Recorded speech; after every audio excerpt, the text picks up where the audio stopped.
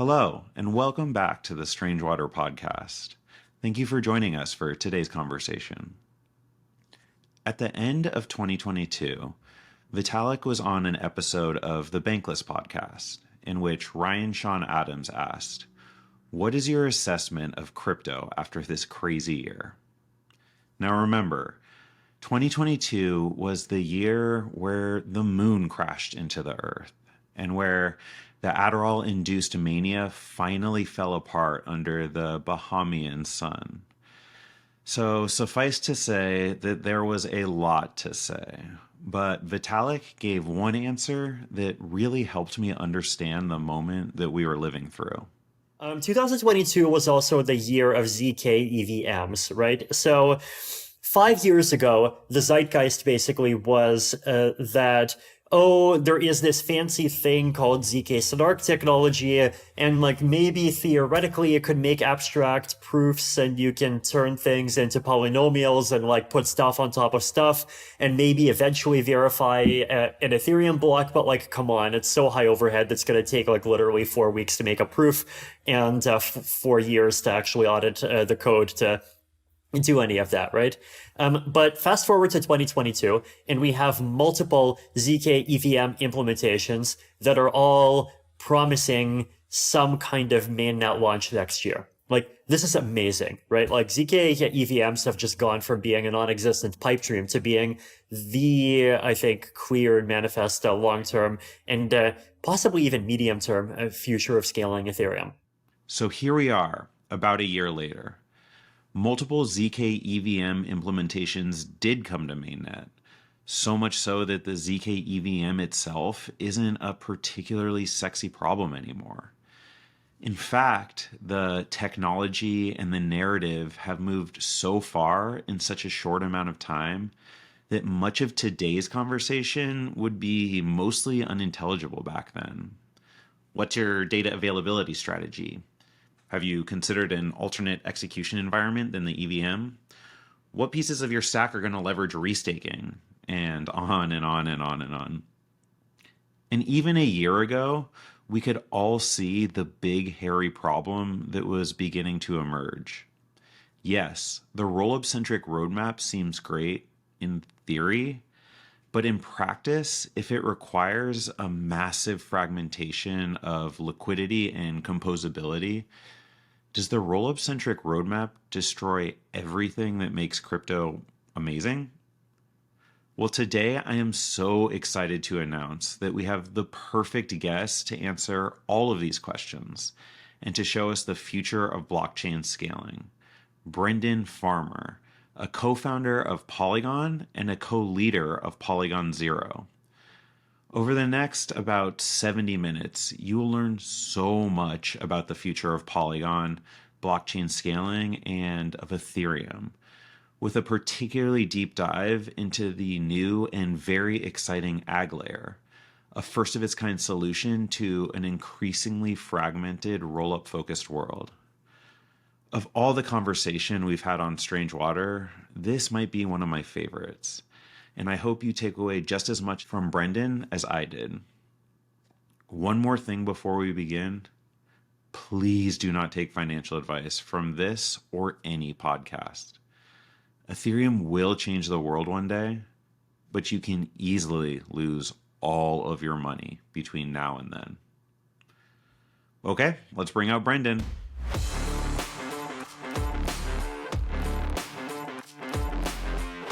Brendan, thank you so much for joining us on the Strange Water podcast. Yeah, thanks for having me, Rex.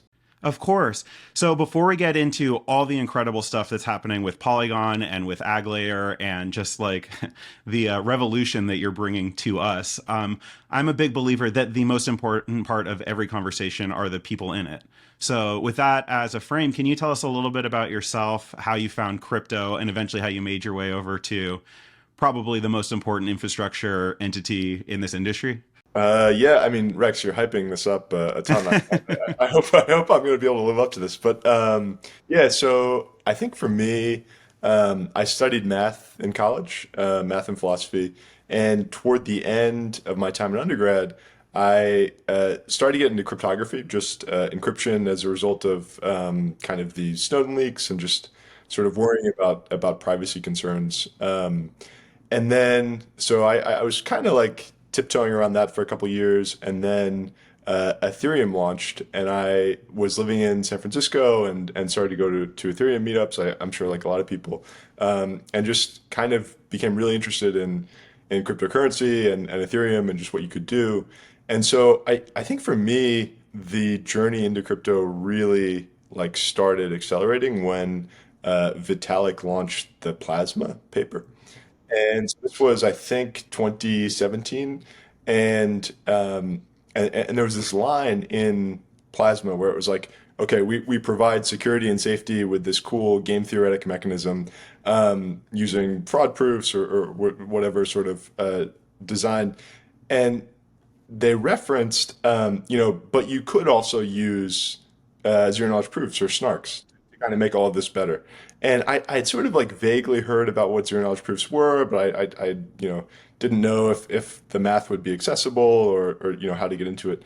But that really sort of stayed with me for a while, and I started getting more into zero knowledge proofs. And at that time, there weren't a ton of like easily accessible entry level tutorials, and so it was pretty rough. But I found myself at ZCon Zero. So Zcash was nice enough to give me a grant so I could attend ZCon Zero, and I met Daniel Lubarov, and the two of us started talking. I had just left kind of a job at this, pretty boring startup that wasn't going anywhere. Daniel had just left Google, and we sort of wanted to do similar things. And we kept talking, and after a few months, we were like, maybe we should work on a project together. And that project became Mir, which was like a zkL1 that was trying to use zero knowledge proofs for privacy and scalability. And so we got that off the ground in 2019. Um, and we raised some money at the end of 2019, and then immediately there was a global pandemic, and that was a really fun time to be trying to get a startup off the ground. But we managed to hire some people. We built a really good team, sort of by accident, honestly. Like we randomly came into contact with really, really talented people. And this journey sort of brought us to being acquired by Polygon. So Polygon in kind of mid 2021 was looking to pivot into building ZK technology. So they had the Polygon POS sidechain, and they knew that like in the future that wouldn't be good enough to be competitive in the L2 landscape. And to their credit, they decided to make a huge bet on ZK technology, and so they acquired three ZK teams, and we were one. And yeah, so that kind of brings us to where we are now. I work within Polygon on ZK R&D, so proving systems like Plonky 2 and Plonky 3, which are state-of-the-art zero-knowledge proving systems, and a Type 1 zkEVM. So a prover that allows you to take any EVM chain and immediately upgrade it into a zkL2. And so that's what I'm focused on, and it's, yeah, really interesting. Awesome. So before we get to kind of like modern day and what you're working on now, I would be remiss if I did not ask one of like, honestly, like one of the godfathers of like the ZK revolution that we're going through. So let me put it this way. Last year, the meta in ZK world was like, let's build tools that make ZK accessible so that like application developers have access to these tools and then can like focus on building like things that users do and not worry about PhD level math. And that became like very obvious after we had like a couple big wins in ZK world, and then people went to go replicate it and realize like, oh my God, exactly what you ran into in 2019. And so I would just love to take a moment to reflect on this like kind of 5-year evolution of ZK. And, I think I just said like kind of the basic part, but as someone who was there and really like helped shepherd us forward, what was it like during this period where ZK went from this math that has been around for decades that literally no one outside of the whitest, tallest ivory tower has ever heard of to something that has like just joined the background lexicon of our like vocabulary and knowledge? Yeah, I think that's a really good question. I will say, for honesty, I probably am not the one shepherding ZK technology into the future, but I get to work alongside the people that are doing that directly. So that's a nice thing. But yeah, I mean, the way that I look at it is like I was really fortunate to join the ZK space at a time when I think it was just entering like a parabolic exponential growth curve. And so if you think about like when I joined the space, like the state of the art was like sort of the Groth 16 proving system. So you needed a trusted setup. The performance was good, but not great. And like it was inconceivable that you could build like a zkEVM where you're proving like the validity of Ethereum transactions. Like that was something that was seen as like a decade away, like so far in the future that it was, not really conceivable. And I think that we saw, and to be honest, like a lot of this was catalyzed by crypto because I think it was obvious to enough people early on that this technology was basically like the perfect fit for crypto privacy and scalability. Like, from the scalability perspective, zero knowledge proofs allow us to compress the computational load of validating a bunch of transactions into validating a single tiny proof. And so it's a complete game changer in that respect. And from the privacy perspective, it allows us to have anonymity on public ledgers. And so like to me, it was like very obvious early on that like this was an extremely compelling technology for crypto, but it was like a really, really uncomfortable position to be in at the time, to be starting a company and raising money, like given the enormous amount of technical uncertainty that existed around the technology. And so I guess in 2019, we had proving systems that were transparent, so like Starks or didn't require trusted setup, like Marlin and Planck, or didn't require a per circuit trusted setup. And so like you could see how like the restrictions and the limitations on the technology were beginning to be lifted. And I think that honestly, like our team did a lot to create this feedback loop between like the sort of like academic R&D and the like engineering of these proving systems. And like I think that we really focused on changing the discourse from like a primarily academic one, where people would look at papers and they would say like, okay, we're going to measure the efficiency of this proving system in terms of like the like asymptotic complexity of the number of field elements that it's doing. But like for us, we looked at questions like, okay, we have a 256-bit field and we have a 64-bit field. We know that the 64-bit field, each field element is going to fit in the single word of a CPU. And so it's going to be like way, way faster in practice on CPUs and on hardware than a 256-bit field. And so like, let's look at these areas where we can squeeze out as much efficiency and performance out of every component of the prover so that we can really like push this technology forward.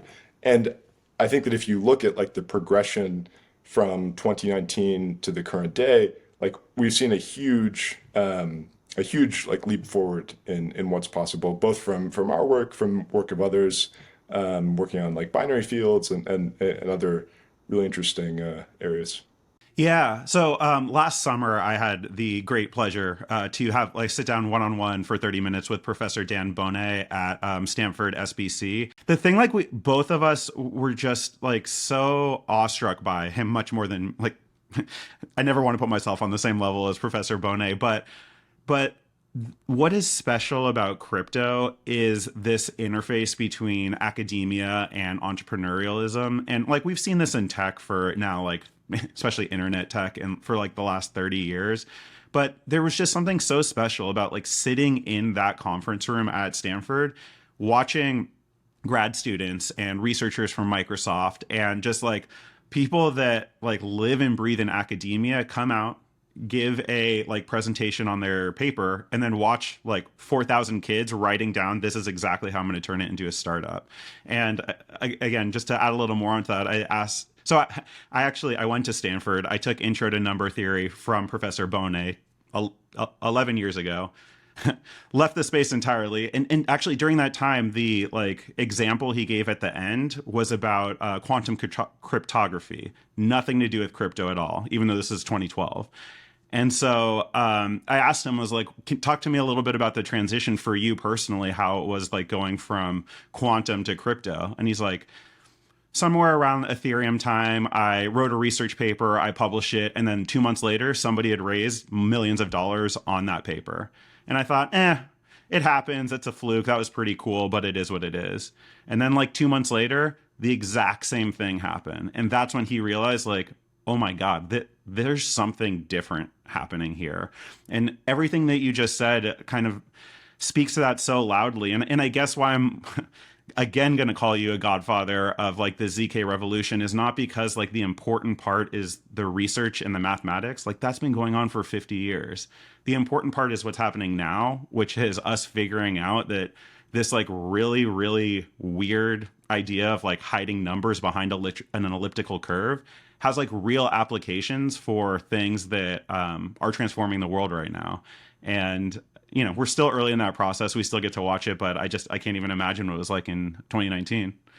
Yeah, I mean, to be honest, like I said, I think it was really nerve-wracking because we raised a lot of money and we didn't know that the proving system was actually going to be efficient enough for what we wanted to build. And so, yeah, I mean, it was this uncomfortable position where I think ordinarily when you think about launching a company, like you don't think about like using your seed round to invest in like core R&D for the technology that you hope to build on, and that's like exactly what we had to do, and fortunately it worked out. But yeah, I think I'm glad that we sort of entered on the right position of that parabolic curve of development because yeah, there are definitely a lot of elements of a crypto startup that are a little bit different than traditional tech. Well, I want to meet and like thank your VCs because like we need some people that are willing to just like throw money at technology that might work. Yeah, yeah, yeah. Shout out to Olaf from Polychain for being willing to make those bets. Cool. So again, last question before we get into like what's happening now. I would love to hear a little bit about your reflections on this time post acquisition by Polygon. You mentioned that that Polygon acquired 3 teams in this ZK space, and so I would love to hear a little bit from your perspective what that was like. Did it feel like a competition? Did it feel like, oh my God, we just like the 2 people that we're competing with are now our best friends? Like, talk to me a little bit of the dynamic of being an acquiring founder an acquired founder in a space where conceivably you could have like rivals. Yeah, yeah. I think that was definitely a world in which acquiring 3 separate ZK teams that were all like continuing to operate autonomously was not like a good idea or a good thing. I think fortunately in this world, it ended up being a very good thing because all 3 teams were sort of focused on different things. So we were all working in ZK, we were working on ZK Tech, but at sort of different stages of the development process. So my team, Polygon Zero, has always been laser focused on core proving system R&D. So Plonky 2, Plonky 3, just like pushing the underlying tech forward. And Hermes, by contrast, is really, really focused on shipping and getting something to market. And so it actually ended up being really, really complementary because we could take the proving system advancements that we'd made in Plonky 2 and transfer them to Hermes. And that was what allowed Hermes to launch a Type 2 or Type 3 zkEVM and be really fast to market. And so the third team, Maiden, is focused on sort of alternate zkEVM design, so different execution environments beyond the EVM, and how we can add privacy and scalability and client-side proving. And so I think that there's a really, really nice interplay and like a really sort of fertile collaboration and an exchange of ideas. And I think it's been a really good thing for us and for Polygon. Sounds like the lesson there is that it's easy to set up this situation and for it to actually be a disaster. But I think maybe it's just a testament to, the M&A team at Polygon to like realize that it's possible to acquire 3 ZK companies in a way that's like complementary and about like fitting a puzzle together and not like, let's just go suck up the market and like hope we get some of the winners and then hope that plays out internally. Yeah, yeah, I think that's completely right. And I do think the perception at the time was Polygon is just like turning on a fire hose of money at the space. trying to buy technology, and like that really wasn't the case. And I think to their credit, the Polygon team did a really good job of recognizing that we were all like very internally motivated, and we were founders, and we were sort of like able to operate autonomously in a way that was a lot more productive than sort of acqui-hiring a bunch of people and squishing them all together in a single team and like hoping that that would work. And so I think it was a really good thing. Yeah, I mean, like the proof is in the pudding here in February 2024. Like, seems to be working out.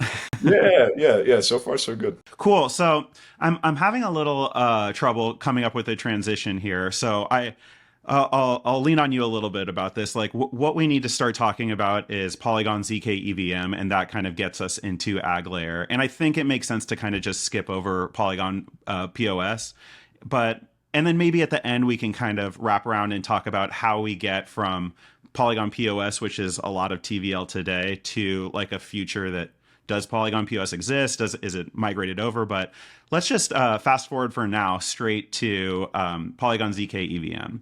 So I think anyone listening to this podcast understands the most of the modular blockchain thesis. They understand the idea of like layer twos and rollups and even like ZK layer twos. But without just like doing an explain like I5, can you talk a little bit about what is like the Polygon zkEVM, and for crypto natives who kind of understand in general what we're doing, like what are the important things to know about Polygon zkEVM? Yeah, sure. That's a good question. So the Polygon zkEVM is a new chain, and it's a chain that allows that sort of I'll say EVM compatible, or EVM equivalent. I'm not sure what the accepted terminology is, but it allows any developer to take any existing EVM smart contract code and deploy it seamlessly on this new chain, and it just works. Same with all existing wallets, with existing developer tools. And so for developers and users, it presents an environment that's identical to Ethereum. And this is a really, really important thing because say what you will about the EVM and its sort of drawbacks, its pros and cons, but the vast majority of crypto activity currently exists on the EVM, and the vast majority of smart contract developers and written smart contracts.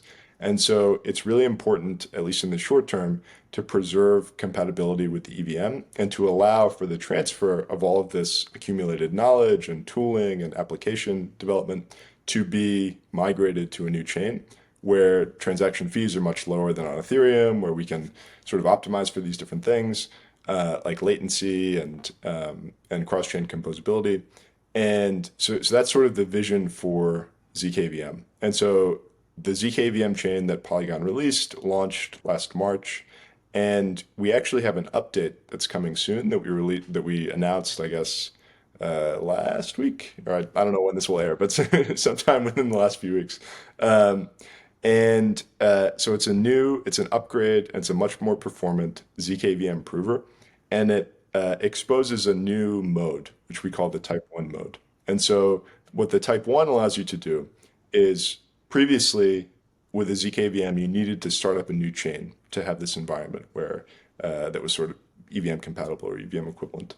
And with the Type 1, you can actually take any existing EVM chain, whether it's an optimistic rollup, a sidechain like the Polygon POS, an Alt L1, and you can just start generating proofs for it. You don't have to migrate anything. You don't need to change the client. And so it's this really powerful tool that allows us to take all of this liquidity and usage and state that's fragmented across all of these different EVM chains and upgrade those chains with zk so that they can ideally connect to the AggLayer and enter this environment of unified scalability, composability, liquidity, and state. And so I guess just for a quick clarification, when you talk about Type 1, you're referring to like Vitalik's framework of Ethereum L2s? Yeah, sorry. I should have clarified. No, that I know what you're saying, but I can't even like come up with what Type 2 through 5 even are. So yeah. So Type 2 is it's basically the way that Ethereum represents state, like the state trie, is really inefficient for zk proofs. Like it uses a hash function catch-ack that's expensive to compute. The Merkle partition structure is expensive. It uses RLP encoding. And so for a type 2, the idea is let's take that state data structure and let's replace it with something that's more ZK friendly. And so we can expose the same environment to users and developers, but on the back end, it's just easier to generate zero knowledge proofs. With the type 1, the idea is we need to be able to generate proofs for existing chains that are running without any migrations. And so we just have to accept and sort of optimize around the cost of using the existing state trie in the EVM. And then as you go further out, like type 3, type 4, is the idea that things get more and more distant from what Ethereum base chain looks, but at the end of the day, you're still putting settlement on main layer and you're still giving the ability to, I like to say rage quit, but to withdraw on mainnet. Yeah, exactly. So like type 3, maybe you don't have access to all of the precompiles that are available on Ethereum, or maybe you're missing some opcodes.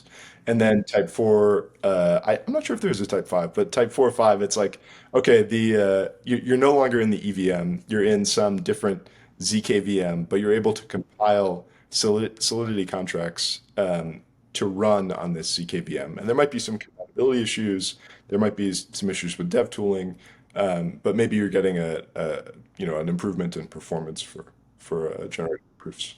And I can guess, but rather than that, I would love to hear just from you, like why, when you sat down with the Polygon, greater ZK team for the first time, why was it so critical to chase after the type 1 style zkEVM with the caveat that the typing system didn't even exist when you were doing this? Yeah, good point. That's a good way to put it. So the really critical thing was, and you alluded to this earlier, we have the Polygon POS chain that has a couple billion bridge to that chain, has a lot of usage. And so there's all of this value that's currently on that chain. And so the thought is like, if we can upgrade that chain to be ZK proven, we can connect it to the zkEVM, to other chains in the Polygon ecosystem, to chains run by third parties like OKX or Manta or A-Star. And we can actually share liquidity and usage between those chains. And so like for us, it was really about unlocking all of this latent value in the POS chain and like bringing that to the rest of the Polygon ZK ecosystem. Let me ask you this leading question, but I imagine that at some point, like I very much believe that the Polygon team are like incredibly Ethereum aligned, and just like all really open source projects, you look at the things you're building also as giving back to like the greater knowledge set. And I guess the question is, how much when you guys were originally architecting this, even now to when you're actually building it and deploying it, how much do you think this technology might end up being the ZK that enters like mainnet and enters the base chain once we're ready to make that upgrade?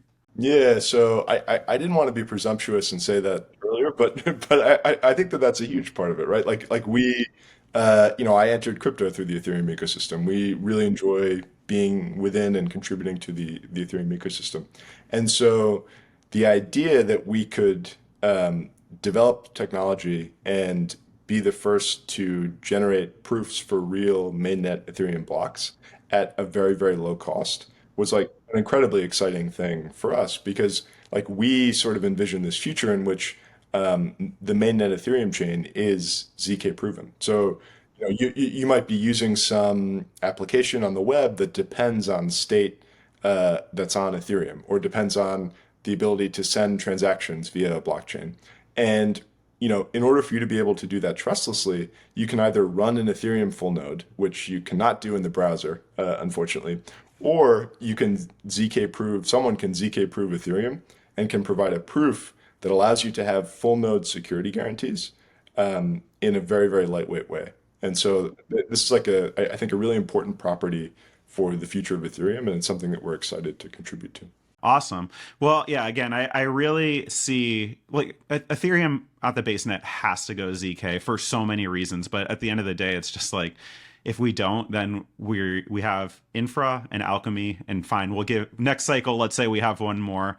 And then we're basically stuck with like AWS. Like, I mean, it's just it once you re-centralize in that way, it's like, what are we even doing? And so ZK is the solution to that. And I think it makes so much sense from a business standpoint, from a branding standpoint, but also just from like a true open source Ethereum standpoint to be like, this is a problem that needs to be solved, and we think we can contribute to it. And if we're going to build our projects with that same technology beforehand, like that should only be viewed as like us putting our money where our mouth is, that the technology actually works. And so I think this is the vision to the, sorry, this is the path to the world computer. And I hear you that you don't want to sound presumptuous, but like when we look back, this is how this story happened.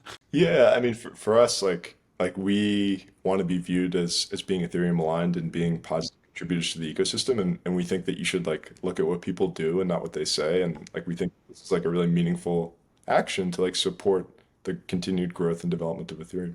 All right, so we're altruist, we're fixing Ethereum, good. Let's go back to Polygon. So we have zkEVM, which pre this new launch was just like the first EVM. I think you guys are EVM equivalent. Yeah, I think so. So you're the first zkEVM equivalent L2, and that's awesome. And so first, why don't you talk through, outside of this new ability to deploy type 1 zkEVMs, like what are the upgrades under the hood that have happened just to like the I hate that this is like the monolithic part of the zkEVM. Yeah, so there have been a lot of upgrades that have affected performance. They've been mostly incremental up to this point. So performance upgrades, adding precompiles like pairings and different hash functions. And so there's been a lot of incremental progress so far. I think with this new Type 1 upgrade, you're going to see like really, really significant improvements because on the client side, we're able to use existing EVM clients, like we use Aragon. And like one thing that's held back the sort of growth and adoption of the zkEVM so far is like we made the decision to rely on a custom EVM client. And I think other optimistic rollups have also discovered that you should actually never try to build a custom EVM client. And so we're really excited to switch that out and to be able to support a much, much higher level of throughput and scalability on the zkEVM. Okay, got it. So heard you, like nothing worth like pointing out individually, but the culmination of all these upgrades are just straight up like huge performance boost as of this new release. So let's talk about the Type 1 deploying. So first of all, like let's just walk through from a user journey. Like let's say I work at Anheuser-Busch and I realize that I want to do this new like NFT giveaway that involves tickets and this, and I realize like there's an opportunity to use blockchain and deploy my own. Okay, this is way too advanced for a beer company. That would never happen. But like, let's just say I am at this stage where I realize like my choice is to build a new L1, to build a L2 from scratch, or to use like zkEVM. Like, talk to me through a little bit about like if I am interested in using zkEVM, what choice am I making? And like, two, like what is the lift to get from like, hey, Brendan, I want to do this to we've got something running. Yeah, sure. So I think the nice thing about using zkEVM is that it presents the same developer environment as on Ethereum. And again, like say what you will about the EVM, there's been I think billions of dollars invested in improving the developer experience and the developer tooling on Ethereum and on the EVM. And so I think the nice thing for developers is like you don't need to chew glass. You have like there are a lot of resources, there's a lot of handholding that can help you do things like minting NFTs in an EVM environment. And so you can very, very easily transfer that and deploy that on zkEVM. I guess we can get to this maybe a little bit later with the AggLayer, but the bet from Polygon is like right now the L2 landscape is fragmented. Like it's really difficult to move state and liquidity and assets between L2 chains, at least in a trustless way. And so the problem that we are trying to fix is like how do you give Anheuser-Busch the ability to set up their own environment where maybe they are running in a super centralized way because they just care about performance and they want to give a really, really good user experience. But they also want to be able to plug into existing sources of liquidity and pools for to allow their users to actually like access liquidity for these assets that they're getting. How do we like take these two things that are sort of in tension, which is the ability to have a lot of control over your environment, the ability to maybe operate in a centralized way, and at the same time like access the reason that we care about crypto, which is the ability to operate on shared state, access sort of public sources of capital that exist permissionlessly. Um, and so that like for us, that's sort of the bet on the Polygon ecosystem is like, how do we build foundational technology that allows you to do that? Yeah. So, okay. I am still going to push off AggLayer for one more segment, but but like when we're talking about like let's say Anheuser-Busch or any corporations like done, Brendan, you've sold me. I want to do zkEVM. I want my own chain. You keep talking about like sovereignty and like my ability to make choices and like can you help me understand how at the same time, like the point of this is that it's within the EVM, like you don't have to make any changes. It's like beautiful and perfect, but also you have control. You can make whatever changes you want. Like talk to me a little bit about like where the space for customization is within the zkEVM framework. Yeah, sure. So I might give a rambling answer here. So stop me if I am just going in a million different directions. But I think one way to look at it is like you have a lot of choice at different layers. So you can use the EVM as your execution environment. And actually you can also use like Miden or things that are like an execution environment that's more tuned for your specific use case. Like if you only want to issue NFTs, there's probably like better ways to do that than using the EVM. But let's say that you want to just use the EVM. So even though you're using the EVM, you still have sovereignty and choice over like how you sequence transactions. So if you're running your chain on a single server, obviously this is a terrible model for running Ethereum or for running like a public chain that has a lot of DeFi activity where there are huge trust assumptions. But for something like an NFT mint that's run by a centralized party anyway, it might actually be a very good thing for providing a good user experience. And so the point is like you as the developer should be able to make these choices because presumably you're the person that's best positioned to determine what's best for your application and for your users.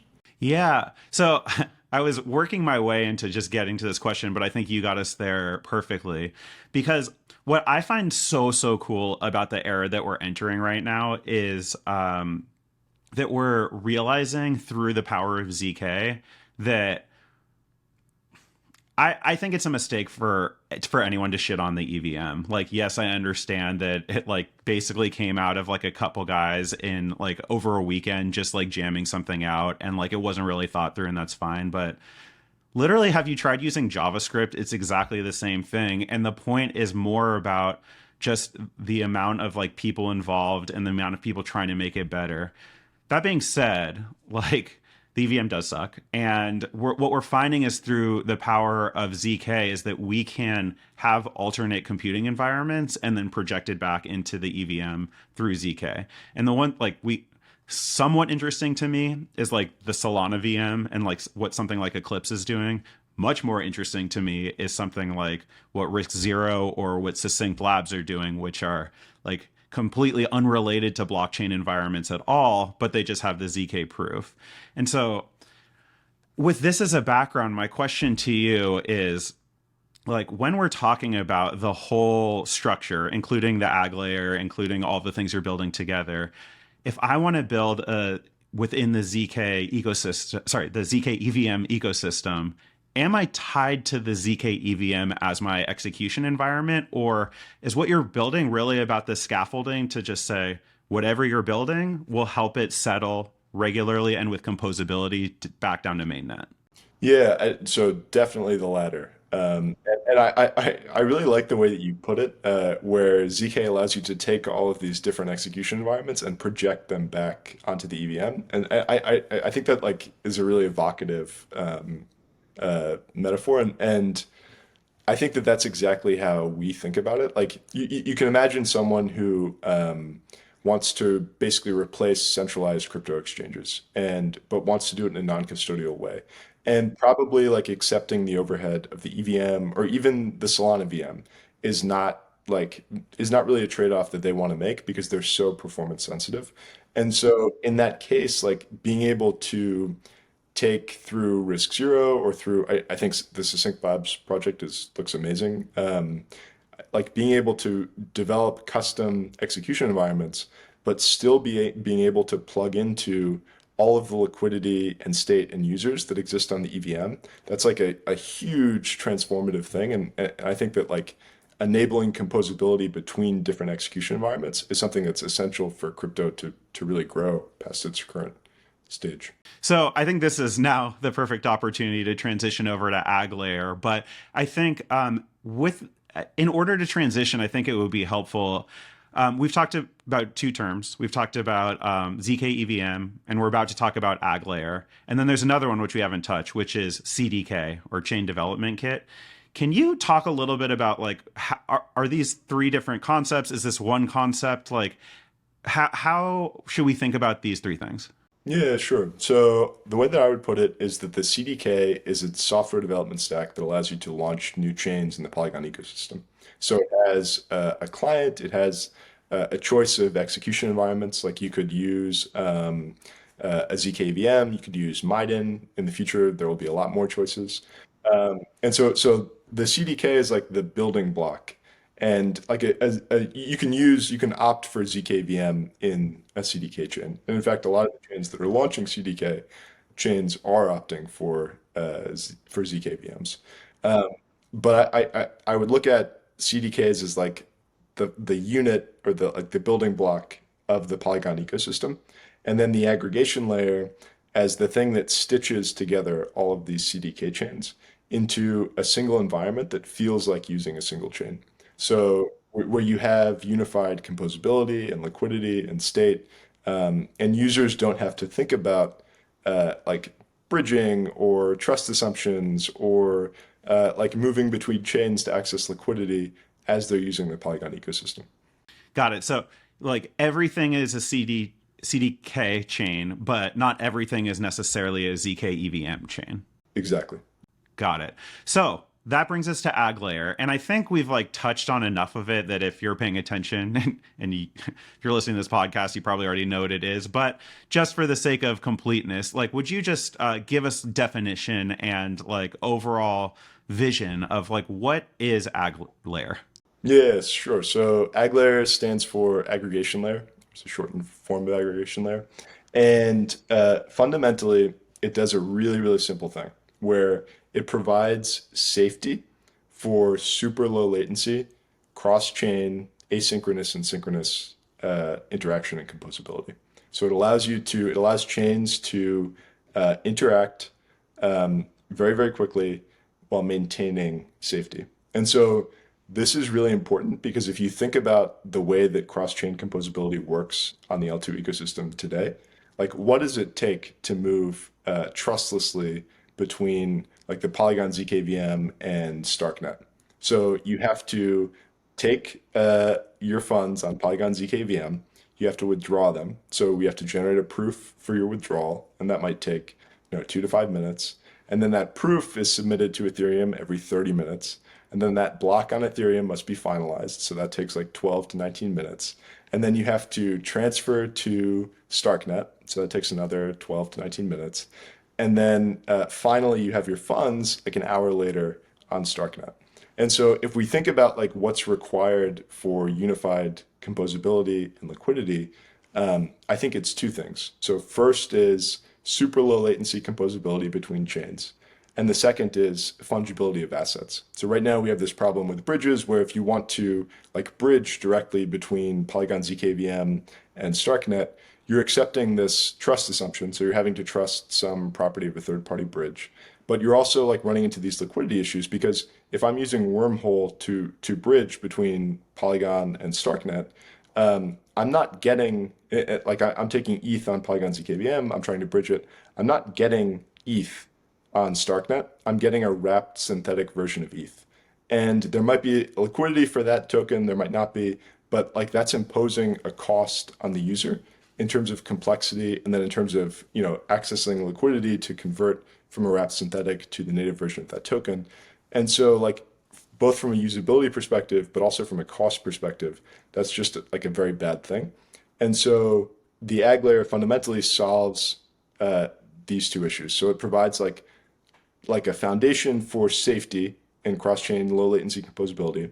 And then it provides a unified shared bridge so that we can achieve fungibility of assets. So if you, within the Polygon ecosystem, if you have zkEVM or if you have ETH on zkEVM, you can transfer that to POS or to OKX or to A star, and you'll just get ETH. You won't get a wrapped synthetic version of that token. And I think because the first negative Nancy reaction to what you just said would be like, yeah, well, okay, like you don't have to like withdraw down to mainnet and move back over. And like we're creating more ZK bridges that like are able to see what's going on in zkEVM and able to like know that eventually the ETH that you send into that bridge is going to be able to be moved over to Starknet, so they can immediately give you the ETH on the Starknet and like but at the end of the day, like what the big insight is that if you ever want to transfer ETH from one chain to another, eventually someone is going to have to do the reconciliation on mainnet. Like every different project has a different person that's actually paying for it. But I think like the big insight for AggLayer, just to put it like almost crassly, is like, how do we create a system where we just don't do anything on mainnet? Yeah, yeah. And so I guess with that as like the preface, why don't we walk through like literally what is AggLayer? And I just because that's a open-ended question, I'll give you some structure.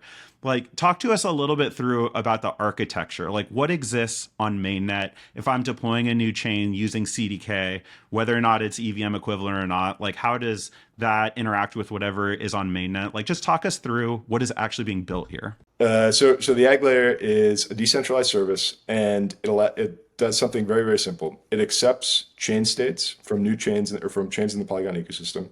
It accepts proofs showing that those chain states are valid. And then it allows those chains to declare dependencies on other chains or other atomic bundles. And so this enables asynchronous and synchronous composability. And so the idea is if I have chain A and I want to send ETH from chain A to chain B, chain A doesn't need to generate a proof. It doesn't need to post anything to Ethereum. It can just send a message to chain B, and chain B can say, okay, I've received this message from chain A. I haven't received a proof from chain A. I don't know that this state is valid. You know, chain A, the operators of chain A could be trying to rug me. They could try to double spend, but I'm going to submit a new state to the AggLayer, and I'm going to include this dependency from chain A. And so I know that the only way that my updated chain state can be posted to Ethereum is if chain A is the state of chain A that I am depending on is valid and also posted to Ethereum.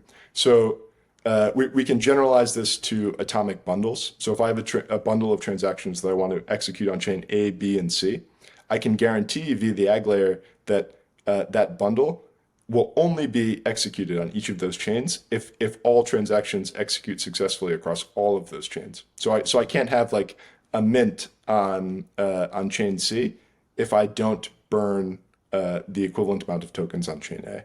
And so the way that like the really nice thing about the AggLayer is that it's agnostic to the mechanism by which chains coordinate and interact. So those chains could use a shared sequencer.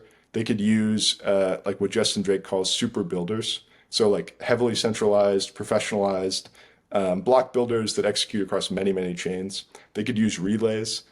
Like chain B could just decide to trust chain A. And so there's like a varying degree of risk that chains accept by participating in cross-chain composability, because it is possible that chain A could generate an invalid block, and that chain B could depend on an invalid block, and the finalization of chain B to Ethereum would be delayed. And so that's a liveness failure. But fundamentally, like we know that we need to be able to have super low latency cross-chain composability. And fundamentally, like we believe that the best way to enable that is by allowing chains to navigate and to sort of like negotiate the trade-offs between liveness and low latency for themselves. So going back to the last thing I said, which like the insight here is that we just want to avoid touching mainnet as much as possible. Do you think this is a fair characterization to say the way AggLayer works is we put all of the assets for all AggLayer chains in one smart contract, and then using the magic of ZK, we create this sort of virtual accounting that says like we're going to do all the transfers and we're going to be insured through ZK that they're valid, but we're not actually going to move any of the assets on L1. So first of all, is that fair? Yeah, and if you want to be the new Polygon head of marketing, if it's something like that, then yeah, that. Well, no, we have a very good head of marketing now, so I'll retract that. But yeah, that's like the perfect way to put it. It's like like there's no sort of like on-chain footprint, or rather, there's like a constant size on-chain footprint because periodically we submit a proof to Ethereum that finalizes the states of all of the chains that are in the Polygon ecosystem. But this is like fundamentally a constant size proof, regardless of like the number of transfers between chains or the number of chains in the ecosystem. And so it's like a really scalable from the perspective of Ethereum system where we're not doing a ton of L1 interaction. Yeah, and I think just to hammer the point home, the point is that these proofs that are going down to Ethereum mainnet to be verified, they're happening anyway. Like that is the concept of the ZK L2s. And so we're not creating any, like, I'm sure someone's sitting there being like, okay, so you're saying you're doing less proofs, but you're still doing proofs. That's not the point. The point is that the regular proofs that are just part of how L2s work through the magic of ZK get this like virtual accounting system that is the magic of AggLayer. Yeah, and so the nice thing too is that we can do proof aggregation. So rather than all of these chains paying for Ethereum to verify their proofs, they can aggregate those proofs off chain, and then Ethereum pays or they pay Ethereum to verify one proof. There could be a million chains in the ecosystem, and we're still paying 200K gas every 5 minutes. Uh, and so that's a really nice thing from a cost perspective. So something I want to cue in what you said was the interactions between multiple AggLayer chains. So with the caveat that everything is opt-in and like, if it's opt-in and you're interacting with a bad chain, like that is on you. So it is what it is. But like in this world, we have chain A, chain B. Chain B gets a message from chain A, accepts the message, integrates it into their their commitment of their transaction, sends it down to base layer, and it doesn't verify. That creates this situation where, in my head, like chain A could just start griefing chain B with a bunch of things that aren't going to verify. And the person paying that cost is chain B, who just like has to keep resubmitting proofs until one like finally verifies. And so I guess my question to you is like, how is that avoided? Yeah, so again, like the cool thing about this design is that like the trust assumptions are navigated between chains themselves. Like the Ag layer doesn't make chains opt into anything. If you want to accept super high latency and only interact with chains that have finalized to Ethereum, you can do that. It will be an extremely poor user experience for everyone using your chain, but that's like there's nothing that prevents you from doing that. But there are like a bunch of different ways to avoid like chain B having to constantly revert or have finalization delayed of their chain. They could run a full node for chain A is an easy way. And so they could see, even without a proof at super low latency, they could see that, the block that they're depending on from chain A is valid. They could run within a shared sequencer. So the shared sequencer would be running full nodes for A and B. This is really easy to do. It can be done in parallel across multiple machines. Like there's no sort of scalability limitation in that model. Or it could run on a relay. Those two chains could interoperate in a manner where they only accept cross-chain interactions when there has already been a proof generated. So they could rely on sort of like super builders who are constantly executing transactions synchronously across many chains, and those builders are just providing proofs that their transactions are valid, and the AggLayer accepts those blocks when they're proofs. And so I think that the really important thing to emphasize and sort of how we look at it is the AggLayer is sort of foundational infrastructure that will enable emergent coordination mechanisms to arise on top. And so we don't know what the best way to enable asynchronous or synchronous composability is, but we do know that it's a core and required ingredient to have safety in like any of these mechanisms. So you can't have a situation where chains are trusting a shared sequencer, and the shared sequencer can rug chains or can steal funds from different chains. Like that just doesn't work. And so, like fundamentally, we believe that if we provide this foundation of safety, then like different companies and projects and individuals can find and optimize the best coordination mechanisms that navigate the trade-offs between liveness and low latency. Yeah, yeah. So I want to shift gears a little bit and ask this question more from a business development standpoint than a technology standpoint. But when you're looking forward, let's say it's 5 years from now, like the last bull cycle brought enough awareness to this space that like companies just understand that this is where you go to when you want to do specific things. Let's say there's 5,000 CDK chains, and I'm Anheuser-Busch, and I come to you and I'm like, we want to do this specific thing. Like from, again, a business development standpoint, not a technology standpoint, like how do you see the N+1 person entering this ecosystem and being able to make decisions on the other N chains on like which ones do I want to connect to, which ones like are trustworthy? Like how do you see that all playing out in this world of permissionlessness and like inspiration and creativity and all that stuff? Yeah, sure. So I think that the really important thing to emphasize is that like from a crypto economic perspective, it's actually very, very bad for you to create liveness faults in other chains because like there's no payoff for you. Like you might delay the finalization of a chain by 30 seconds or a minute, but you don't get like you can't really steal from that chain, and you're jeopardizing your ability to interoperate with other chains because chains can make blacklists or whitelists of different chains. And so my assumption is that the vast majority of chains will never create liveness failures or sort of misbehave or like engage in activity that might delay finalization of other chains. And so the way that I look at it is if we have this ecosystem with thousands of CDK chains and like all of them are engaging in what's fundamentally like a positive sum win-win relationship. Like we, as Polygon, we don't impose any restrictions or requirements besides, the requirement to generate a proof to join the AggLayer. Like you can use your own sequencer, you can use your own token for gas fees, for staking. We don't do revenue share. Like there are no restrictions or requirements on chains.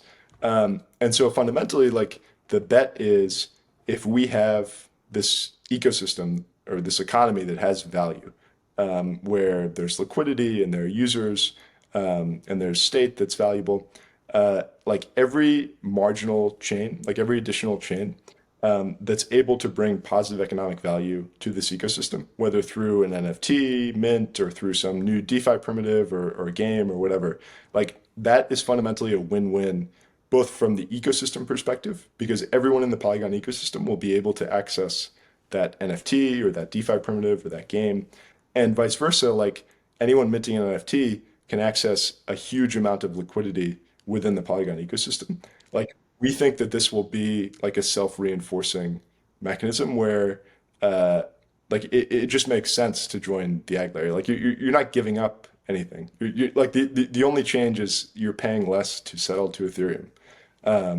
But you're able to access like this tremendous amount of value and users and liquidity. Yeah. What's funny is as we kind of just progress down the Ethereum roadmap, I find the answer to a lot of questions kind of is like, we're going to build a reputation system. And like, I'm especially seeing this with like the restaking and like the active validation services. And there's something like totally normal about that. And crypto's perfect for it because all of our reputation can be built off of the immutable ledger. And so like, that's awesome. But there's something just like slightly uncomfortable for me that reputation means trust, and we're saying we're going to solve our trustless system by just like having a trust system. Yeah, although I do think in this case like there are ways that you can like get around like if you don't trust a chain, you can trust a relay or a shared sequencer or a builder. And so you don't have to like maintain or like track the reputations of other chains.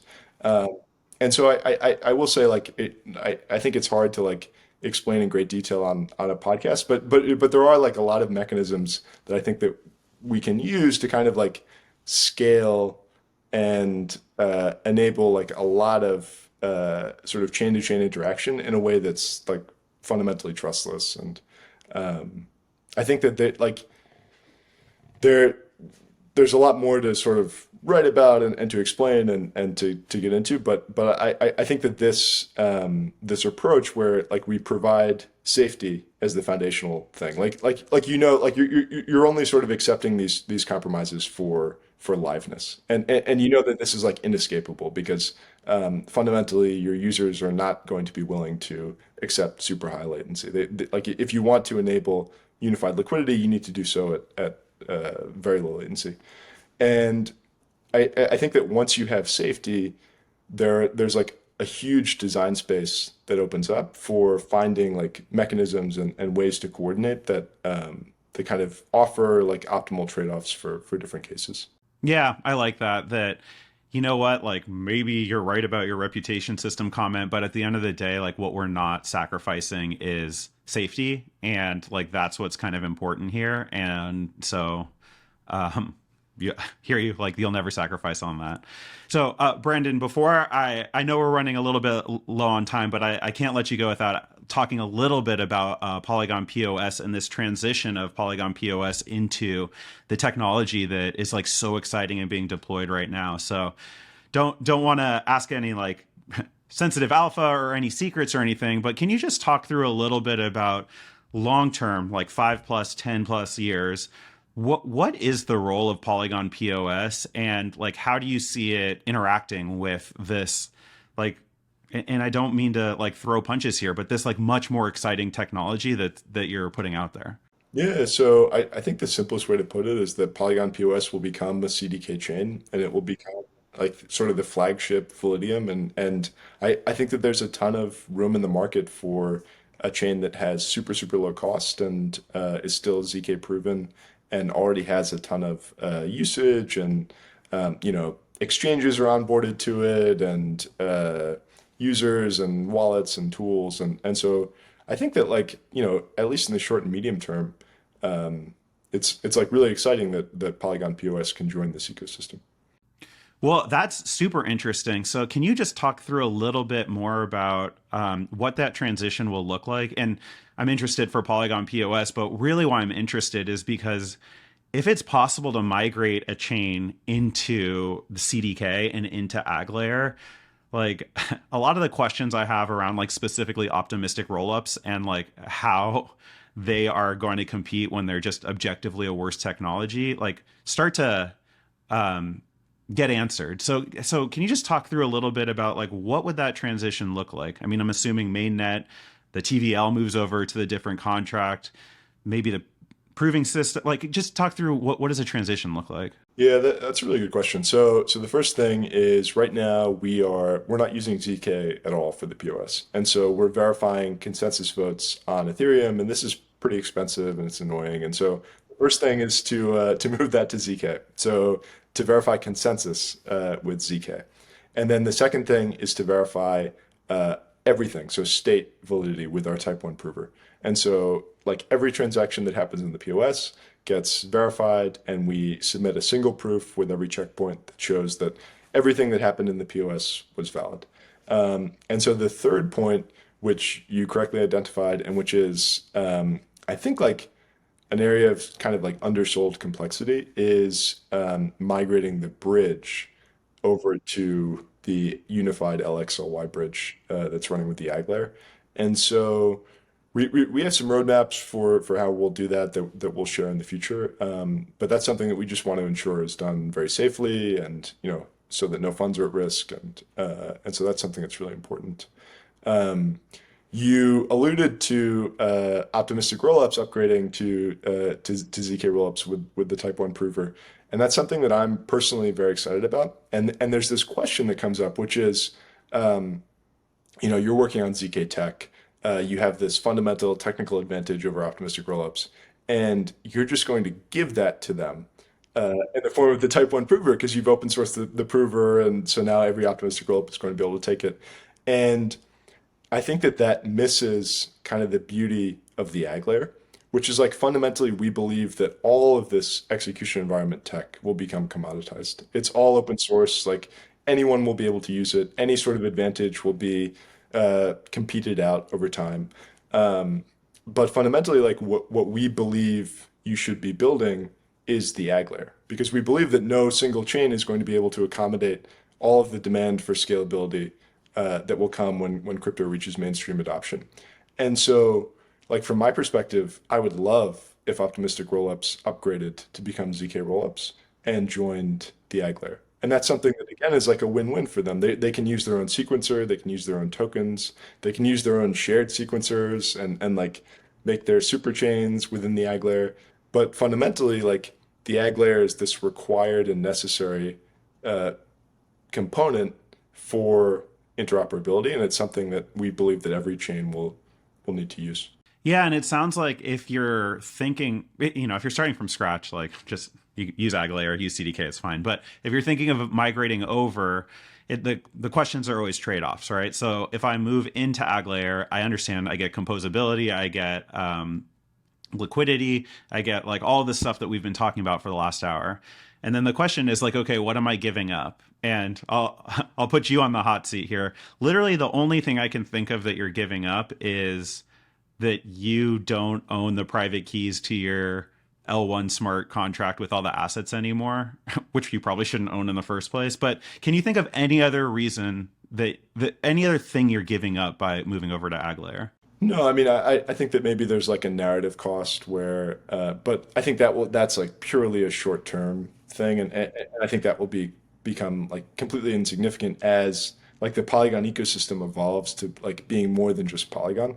And so I think there are like 5 or 10 chains that are currently like queued up to deploy on AggLayer. And so like I think in the near future, like it's not even going to be like a sort of Polygon ecosystem. It will be this shared ecosystem for Ethereum. But I mean, to me, like I really struggle to think about another downside besides the one that you identified. And I think that very correctly you said that like we shouldn't be relying on multi-sig security anyway. And so yeah, I mean, and truly, if a chain wants to exit the AggLayer, there's nothing preventing them from doing that. They can migrate, like just like they migrated their assets on, it's possible to migrate your assets off. And so like for us, it's like purely a positive sum win-win engagement for any chain that wants to join the AggLayer. Yeah, ma'am. Incredible. Well, Brendan, this is the hardest part of my day. Like, I literally would love to keep you here and go for another 2 hours and just like go through the details of what we're talking about. But for your schedule and the sake of everyone's attention span, I will cut us off here. So first of all, just thank you. Thank you for this podcast, and thank you for just the transformation that you're bringing to Ethereum. And like, we're at the stage right now where you look to your left and you can see Ethereum, the mediocre blockchain, and you look to the right and you see the world computer.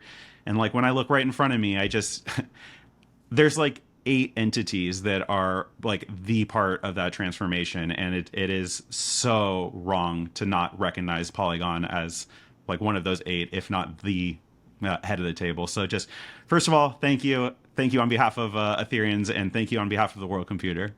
Yeah, thanks, Rex. It was really fun. Of course.